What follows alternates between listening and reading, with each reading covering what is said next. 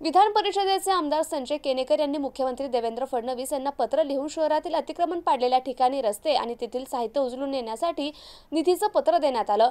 यावर विरोधी पक्षनेते अंबादास दानवे म्हणाले होते की त्यांचं सरकार आहे आणि त्यांचं राज्य आहे, त्यांना पत्र देण्याचं काहीच कारण नाही। यावर आमदार संजय केनेकर म्हणाले, अंबादास दानवेंना निधी कशासाठी मागायचा हेच माहिती नसल्यामुळे त्यांना फक्त व्यक्तिगत निधीच्या विषयी माहिती असल्याचं आमदार संजय केनेकर म्हणाले।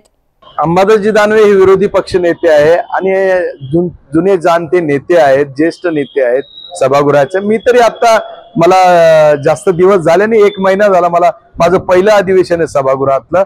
आणि निश्चितपणे महाराष्ट्राचा मुख्यमंत्री हे महाराष्ट्राचे मुख्यमंत्री आहे आणि एखाद्या विशिष्ट प्रोजेक्टसाठी, एखाद्या विशिष्ट बाबीसाठी हा निधी आहे, हा काही अर्थसंकल्पामध्ये नमूद नव्हता की ही जी शहरातली पाडापाडी झाली, आता हा मलबा उचलणं आहे, त्या जिथे पाडापाडी केली ते सर्व्हिस रोड बनवणं आहे, हा आता निघालेला खरं तर खर्च आहे आणि त्यामुळे त्या विशिष्ट खर्चासाठी ही रक्कम मागितली। आता त्यामुळे अंबादास दानवेंना निधी कशासाठी मागावा हेच माहित नसल्यामुळे त्यांना फक्त व्यक्तिगत निधीचा विषय माहिती आहे।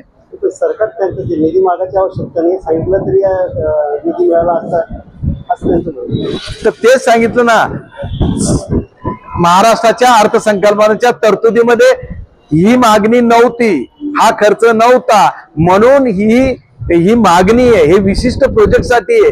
ही मागणी मुख्यमंत्र्याच्या लक्षात आणून देणे पत्राद्वारे हे गरजेचं आहे। कोणाला स्वप्न पडत नाही की या शहराला हे पैशाची गरज आहे। विषय असा आहे की आम्ही विकासासाठी जर भांडलो झगडलो आमच्या नेत्यांकडे तर निश्चित विकास खेचून कसा आणायचा हे आम्हाला चांगलं माहिती असल्यामुळे अंबादास दानवेंना खरं तर ह्या गोष्टी माहित नाही, त्यांना वैयक्तिक निधी माहिती आहे, हा सार्वजनिक निधी आहे।